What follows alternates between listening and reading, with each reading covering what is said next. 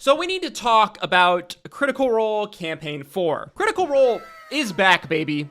After a several months hiatus after the end of Campaign 3, Critical Role has finally returned with its long-awaited Campaign 4. However, things are not as happy and joyous as they might seem for all of the Critical Role fanbase, as Campaign 4 has seen many changes coming to Critical Role, which have divided the very loyal Critical Role fanbase in a way that I don't think I've ever seen before in my 10 years of watching this D&D show. Hello everyone, I'm Finn. Welcome back to Finn Films. In today's video, we need to talk about Critical Role Campaign 4.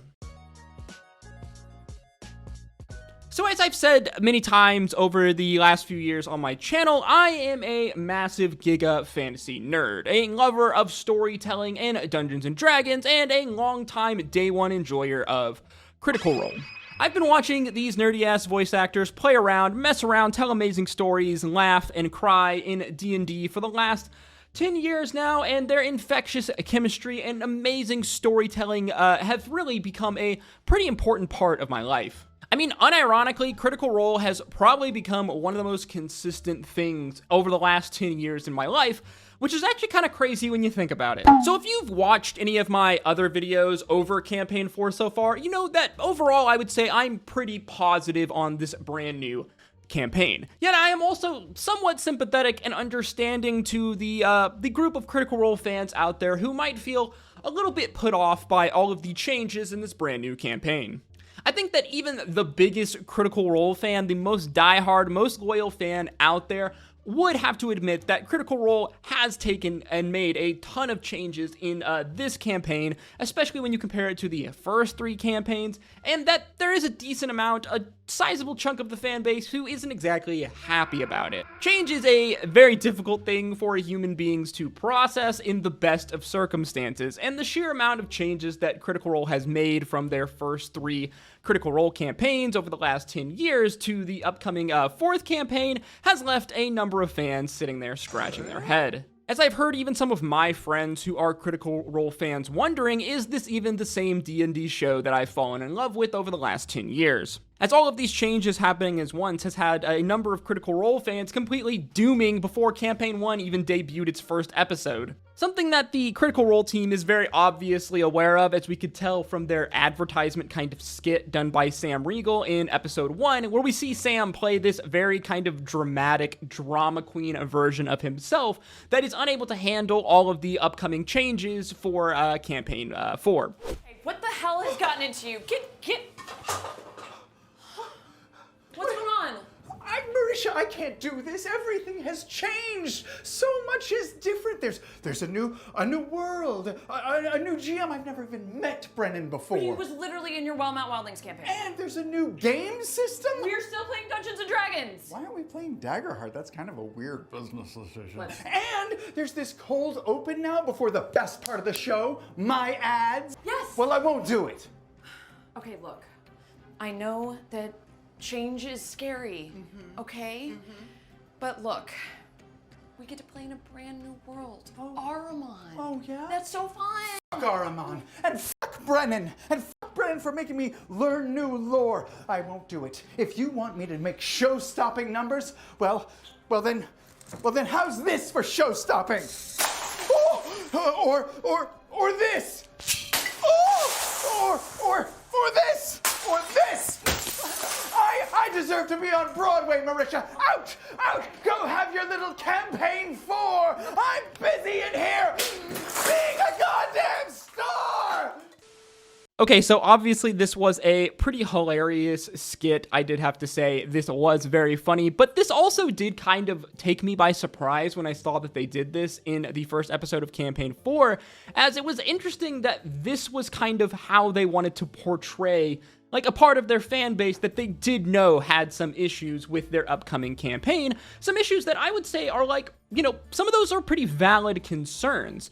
Like, choosing to portray those feelings from certain sections of the fan base in this kind of comedic, over-the-top, like, drama queen-like character that is throwing all of their toys out of the pram is, like, definitely a decision of all decisions out there. So real quick, let's just run through some of the more kind of obvious changes that Critical Role has done with Campaign 4 that has led to some of the fan base being up in arms. First off, we have the beloved Matt Mercer stepping down as his role for Dungeon Master for Campaign 4, moving to a player in this upcoming game, replaced by my spirit animal, Brennan Mulligan. This is obviously a pretty stark, pretty major change, as Matt has obviously been the DM for Critical Role over the last 10 years. His DMing style is what many people in the community have grown accustomed to, as for many fans, Matt is kind of all they know when it comes to like any kind of D&D content. Matt Mercer is easily, I think, the most like famous person in like the Dungeons and Dragons zeitgeist outside of like, I don't know, Gary Gygax himself. And many Critical Role fans have probably only ever watched Matt Mercer as a Dungeon Master. He is literally all that they know for some Critical Role fans. I mean, people for years went on and on about, like, the Matt Mercer effect, like, in the kind of D&D community. Like, this is very much a real thing. Matt Mercer very much has a real kind of, like, lasting kind of influence on Dungeons & Dragons, the community as a whole, even outside of Critical Role. So to say that these are some large shoes to fill as a Dungeon Master for Critical Role is like a bit of an understatement. However, personally, I think that Brennan Mulligan, of all people, is easily the most capable, the best person to try to do this to fill Matt's shoes. Many people are familiar with Brennan through Dropout TV, his kind of comedy appearances on this show, or through the comedy D&D show Dimension 20, the series that Brennan is a Dungeon Master for, this being a much more kind of comedy-focused D&D series. So I imagine that Campaign 4 episodes 1 and 2 might have taken some people by surprise if their only exposure to Brennan was through like Dimension 20 games. To me, I think Brennan is at his absolute best, at his peak, when he is telling dark, serious, high fantasy stories. Look no farther than the EXU prequel miniseries that Critical Role has done, that Brennan has DM'd for Critical Role, whether it's Downfall, Calamity, Divergence, to get a taste of just how Brennan handles like a dark, high fantasy setting. If anything, if you have never experienced Brennan as a DM, I highly suggest watching EXU Calamity specifically, as not only is it a complete banger of a story and one of Critical Role's best pieces of content that they've ever put out, in my opinion, I think it will really give you a good taste on just how Brennan DMs a much more like serious, dark, like insane, over-the-top, high fantasy type story, and it will show you just how different Brennan is from a DM to Matt Mercer. As let me tell you, Brennan, compared to Matt, I think is not afraid to punish and even kill his players. To reach a hand down to somebody, they need to be beneath you! And I'm beneath nobody! You wanted to understand me. Then you should have accepted that I was right! And he pulls the back of your head and rips the skin off of your skull. You have a poison in your mind, and the fact that you can't see it makes me so sad. As far as changes go, I would say that this one is relatively lower on the list in terms of things that I've seen fans complaining about with, in regards to Campaign 4. As well, yes, Brennan's DMing and storytelling style are different to Matt. I think that they are just as good, just in a different way. And I think that many people are super happy to see Matt Mercer get to actually step away from his kind of DM role and get to actually just take his place at the table as a normal player. Man, this guy has worked so hard over the last 10 years. If anyone deserves a little bit of a break, I think it is our boy Matt Mercer, and it is nice to just get to see him, you know, kind of relax, kick back, and just have fun and just be a player and not have to worry about all of the, you know, insane kind of admin that comes with being a Dungeon Master, let alone a Dungeon Master for the most popular D&D series, you know, content series out right now. The next big change for Campaign 4 is the brand new fantasy world of Ahriman that the game is taking place in. Gone, at least for this campaign, is Matt's fantasy world of Exandria. Forget all of that lore that you've spent learning over the last 10 years, forget all of those characters that you've come to know and love. Strap yourselves in for Brennan's wild ride as we are going on a trip to a brand new dark fantasy world where mortals in a grand war have rose up, destroying the gods that ruled over them, ushering in a new age of chaos and change, a world known as Ahriman. Now, for some fans out there, this is a very tough pill to swallow, as I totally get it. I am also a lover of Matt Mercer's world of Exandria. I'm a huge sucker for the deep lore and the history that Matt has very carefully crafted over the last 10 years. I've seen some people compare this changing of this new fantasy world to like waiting for the new Game of Thrones book to drop, only to open it and start reading it and realizing that all of a sudden, out of nowhere, the setting for the story has changed from Westeros to some brand new fantasy world. And well, personally, I would say that this is probably not the best comparison. Like, I do understand the sentiment, I understand the emotional place for people who feel this way. For me, though, I would say if they're gonna have Brennan be the new DM, then they kind of had to let him create a brand new fantasy world.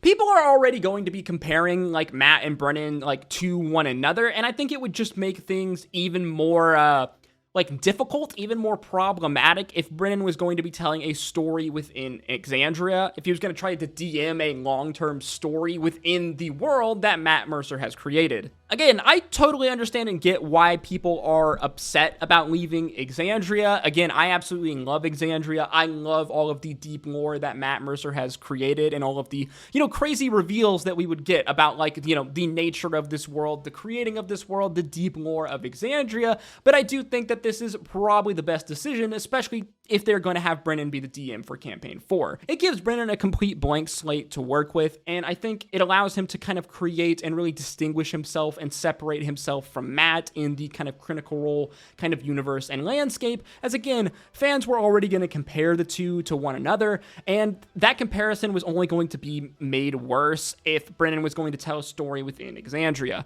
As well, I think one of the cool good things about, creating a brand new world, a new fantasy world setting for Campaign 4 is it lowers the barrier to entry for Campaign 4, as fans don't really need any prior lore knowledge at all to watch Campaign 4 Episode 1 and to enjoy the story that is going to be told, as all of us as viewers are on the same playing field. Hell, basically no one knows anything about the world of Campaign 4 outside of Brennan, who created it. So this means that fans, new and old alike, for Critical Role can watch this story unfold from the starting point with the same amount of information. I think that barrier to entry was a problem when it came to Critical Role Campaign 3 specifically, as Campaign 3 was very much a kind of long-term story that very much revolved around a lot of the deep lore of Exandria. Like, lore nerds were up good for Campaign 3, but I think that this did create some problems, as if you weren't intricately familiar with the story, the lore, the setting of Exandria, and everything that had gone on,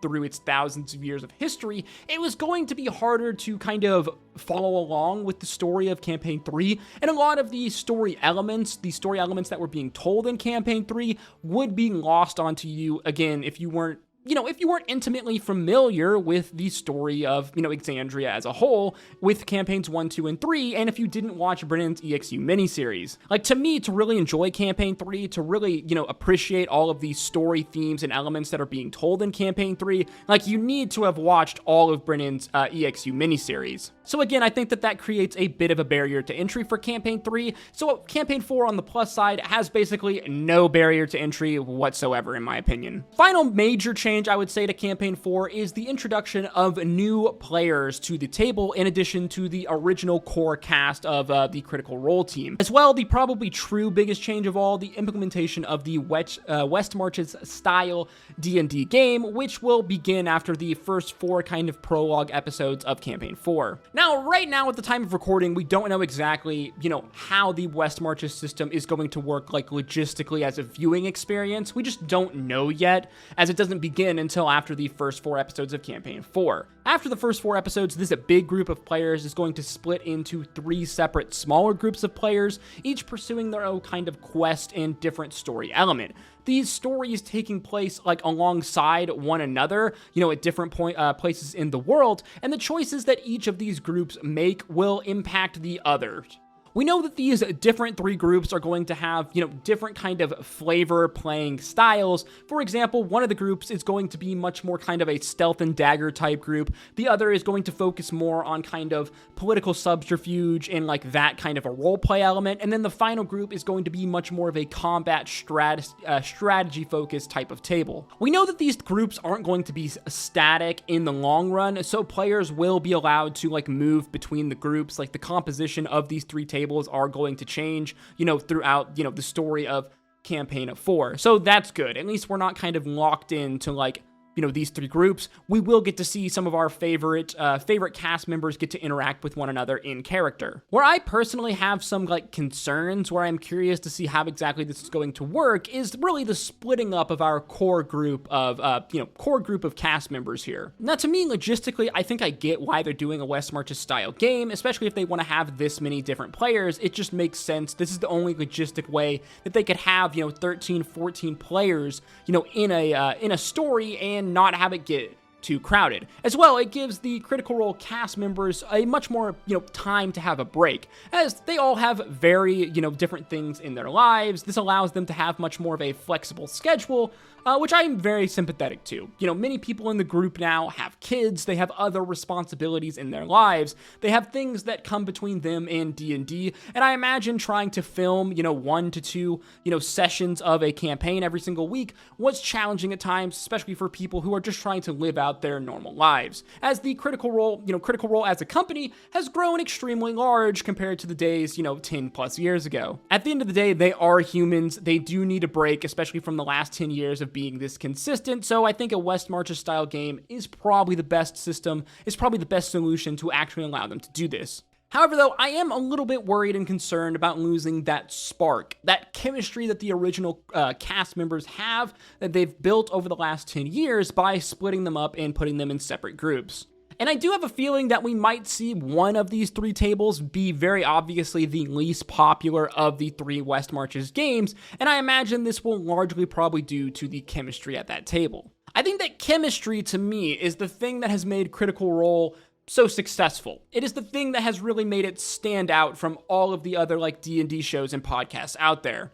Obviously, all of these people are immensely talented actors and voice actors. They are absolutely amazing storytellers. But I think that one of the things that has really made Critical Role so different from every other D&D show, podcast, what have you, despite all of the money, the fame, the upgrade in production, is Critical Role has still managed to feel like that same group of nerdy-ass voice actors, that same group of friends that are just sitting around a table, basically broadcasting their home game for people to watch that we saw 10 years ago on those first few scuffed Geek and Sundry live streams. While I do love the new cast members that they have chosen to be a part of Campaign 4, and I do think that they will provide a fun kind of fresh new dynamic and spark to this group, I do worry that some of the chemistry that people have fallen in love with over the last 10 years will be lost by splitting up the, original cast. As well, I am curious to see just exactly like how the West Marches system is going to work from like a viewing experience. Like, how often are they going to change groups?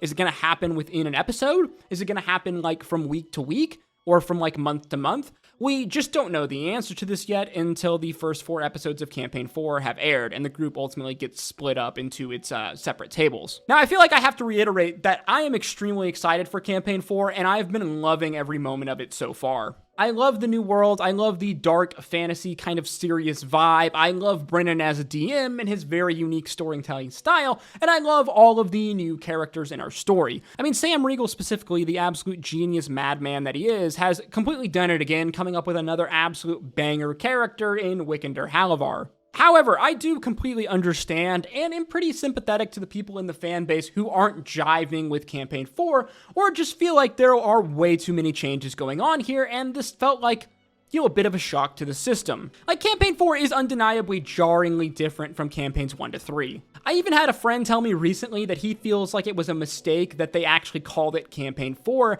as he felt like this was kind of misleading, as 4 obviously makes it sound like it naturally would follow 1 to 3. Again, I do think that a lot of the kind of worries and the complaints about Campaign 4 so far are a bit overblown, as we are only like 2 episodes in, guys. Like, it is really truly impossible to make an absolute informed judgment call on like if you actually like Campaign 4, if you think it's good or not, just from watching like these 2 episodes. Now, obviously, the Critical Role fanbase is far from perfect. I mean, when you have a fan base this large and this absolutely ravenous, there's obviously going to be a section of the fan base that takes things way over the top and is obviously way too invested. Like, definitely there's a large section of the fan base that are just straight up fanatical. They are like almost doing their best, Swiftie impression at times. However, I have noticed that Critical Role over the last like few years especially have really kind of fostered a positive vibes only kind of community. By that I mean that oftentimes like negative feedback or like criticism or really just opinions that don't kind of vibe with like, the positive vibes of the community,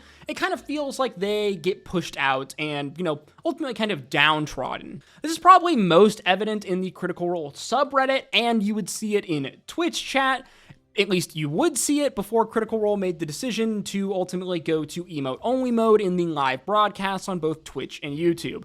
A decision that, personally, I don't really understand. For me, and plenty of other fans who very loyally watch the live broadcast, the live chat was a fun, kind of immersive, like community-building part of the Critical Role experience. Now again, this isn't everyone, and it is probably a small section of the fan base, but to me, I absolutely loved the live chat experience of Critical Role. As when it was good, it was absolutely amazing. From like sharing theories or just seeing the live reactions to like a cool, awesome moment happen in the game, the live chat definitely kind of fostered its very own unique community and viewing experience for Critical Role. And while it is a small thing, I personally do think it sucks that it has just been completely taken away from everyone. Many fans are shocked by all of these changes, and it does feel like a bit of a slap in the face to them that this thing that they've fallen in love with over the last 10 years has changed so drastically. To me, though, again, I think it's impossible to make a true judgment call on if you like Campaign 4 or not, or if you think it's good or not,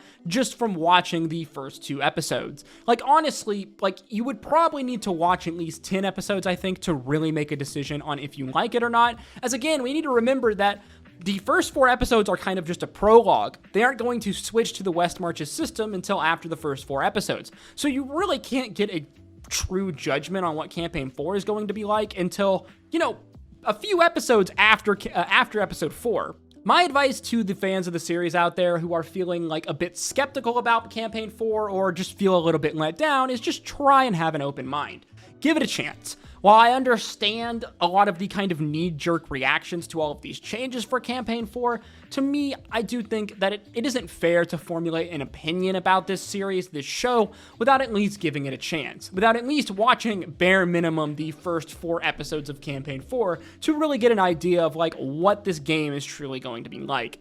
Me personally, despite a few worries that I might have about like how Campaign 4 is going to work specifically in the West Marches system, I already know that I'm going to love Campaign 4 and I'm going to be watching every single episode, every Thursday night live, like I basically have been doing for the last 10 years now. As to me, no one really tells stories like the Critical Role team.